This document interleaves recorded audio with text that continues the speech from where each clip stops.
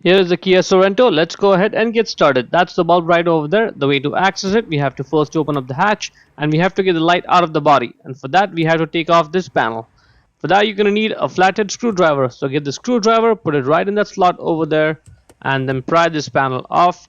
This gives us access to two nuts, 1 and 2. And for that, you will need a 10mm socket ratchet combination to unscrew the nuts and get them off. So let's go ahead, unscrew them one by one and get them off. First one's off, and so is the second one. And now we need to get the light out. We need to slide the light out straight to the back of the car, but first just rock the light to get it a little bit loose. And once it's loose like this, now try to slide the light off. And if you're still not able to get it out, I'll show you a trick. This is what you do. You get duct tape. Get a long piece of duct tape, put it right over there, and then repeat the process and get a couple more.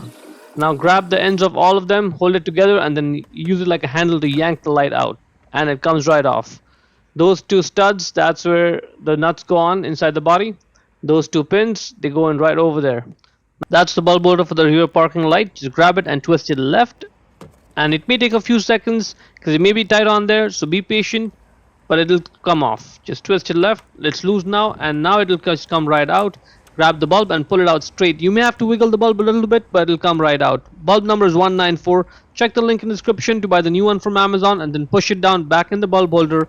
And when you put the bulb holder back in the light, make sure it sits in flush like this. Then just twist your right to lock it, and you're done. Now when you put the light back in, you have to make sure all those four studs and the pins are all aligned. So get it in position first. Make sure those two studs that go in the holes over there, those two pins in the front, they're aligned. Once everything looks good like this, give it a push. And now let's go inside the car, and those two studs over there, just put the nuts on first by hand and then tighten it down. As you tighten it down, it's going to pull the light in and hold it in place tightly. Now let's put the access panel back on and press it down to secure it. That is now looking good. And let's not forget to get the duct tape off. And that's about it.